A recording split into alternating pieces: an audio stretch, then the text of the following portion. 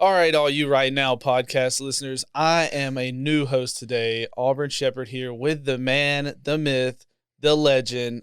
Some argue would call him Mr. Preteen, Aaron Johnson. Aaron, how are you doing I'm today? doing good, man. Doing good. Thank you for coming on today.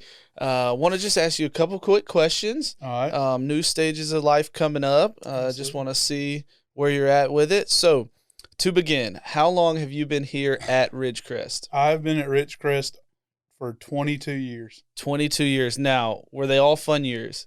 They were all fun years. Some were more interesting than others, but they were fun years. Okay, so as you reflect on your years at Ridgecrest, let's shift to adult leader-wise, okay? Okay. So once you've gotten out of youth group into college and started helping out more, what all have you done here at Ridgecrest? Man, I pretty much anything that I could.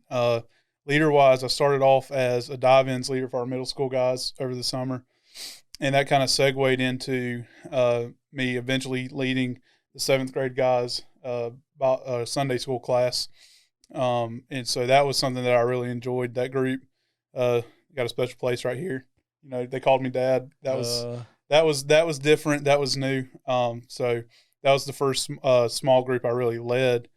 And then after that is me and Chase kind of had more conversations, kind of felt the Lord kind of directed me into the ministry, calling me into the ministry. Chase offered an opportunity for me to intern when I could here at the church. And so just kind of broad overview of that from dive-ins to connection groups to intern to now preteens. So with preteens here, you've been, close to 2 years, right? Around Close to there. 2 years, yeah. What would you say has been the biggest impact on you that you can leave on preteens? Biggest impact on me that I can leave on preteens. Yeah.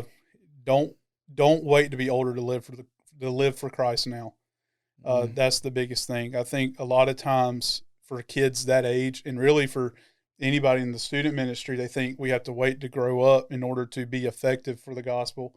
And when we go back, like God calls Jeremiah when he's not even born yet, you know, and he's revealing that call. And so when he's revealing this call to Jeremiah, and he says, "I can't speak for I'm only a child."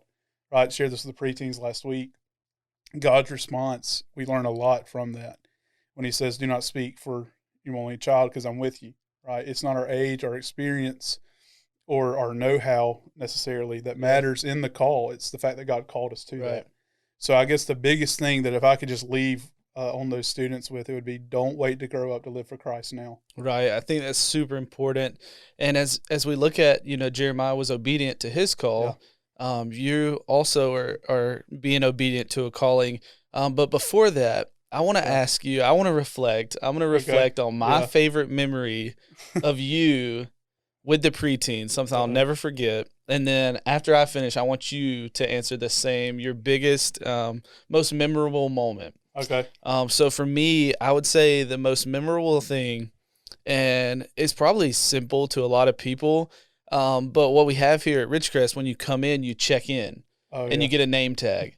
Yeah. And I have never seen, people just flock to someone like they do to you. It is just amazing to see the preteens every week. It's like, hey, if you got a name tag on and you're a preteen, you don't know who Aaron is, because Aaron is the beholder of all the name tags. Yeah. You'll have them on your back, on your shirt, like all the way up your sleeve.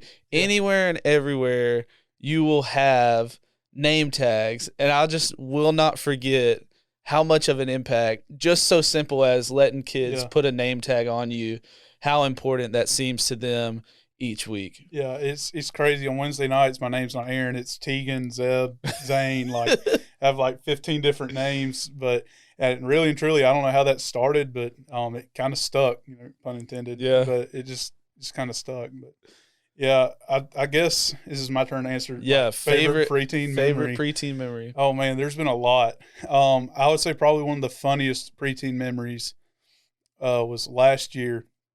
We had a fun zone night, and fun fact about Aaron is he's not very athletic. I'm not athletic at all, and the preteens were adamant to get me on a pair of roller skates. Oh.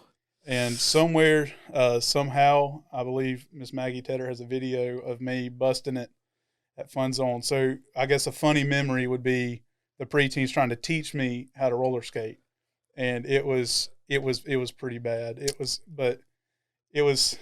fun, but for them it was fun. For me, it wasn't all that fun. Well, I guess the good thing is you had no broken bones, right? No broken bones.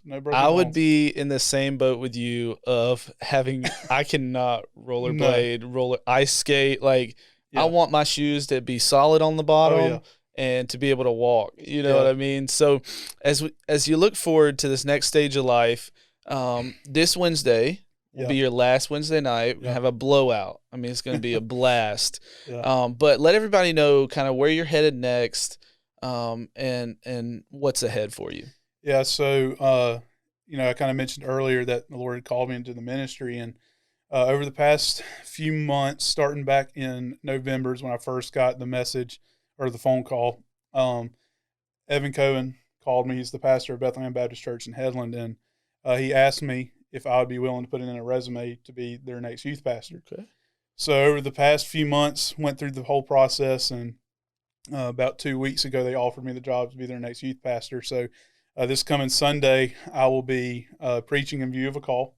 So as long as the church doesn't vote no, I will be the next youth pastor at Bethlehem Baptist Church in Headland. So it's very exciting, but it's also very bittersweet, because we just talked about I've been here for 22 years of my 22-year-long life so far, So like this is all I've known church-wise, and I've really grown to love this place, love the student ministry, and getting to love to serve with you and Chase and just along the lines. And so it's bittersweet to see kind of that chapter close, but it's very cool to see that I know I'm pursuing what God has called me to do. Yeah. So as you look forward to that, I'm going to wrap it up here. I got two more questions. Okay. You think I don't want to sweat you out. Yeah, but no, you good. The first thing I want to ask you, so when you get ready for this next stage, what is kind of in the back of your head, somewhat of a fear or big difficulty, kind of hurdle that you're waiting to kind of to reach? Just kind of take on. Yeah, to take on. Man, the biggest fear is, this is going to be very broad, it's just the unknown. Yeah. Like I just said, I've been here my whole life, and obviously, Bethlehem may operate a little bit different than how Crest operates, just logistically. And, I guess one fear is just the only person I know is Evan, right? Out of that whole church.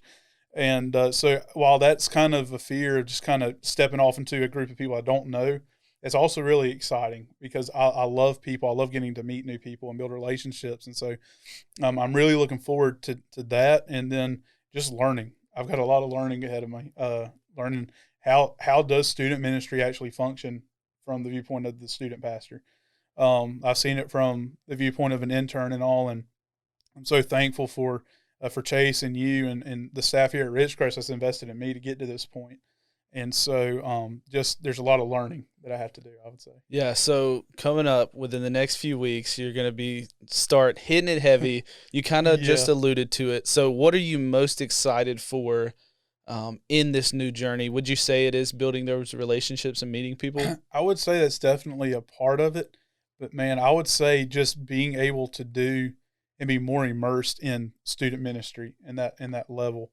I'm just excited just about everything about it, the relationships, the opportunity to invest and engage students, not just with me, but with the gospel and just everything about it. I'm just really excited. Well, Aaron, as we wrap up today, it's been a joy to not only know you for most of those 22 years, but to actually get to serve with you side by side for the past really 8 months. But I appreciate all you've done with us here at Ridgecrest and the preteen ministry. And I know there's about 15, 25 kids that are really going to miss you. But we're looking forward to what's next for you and what you're going to accomplish. So, Aaron, thank you for joining us today. Absolutely. Thanks for having me. And that's a wrap. That's a wrap.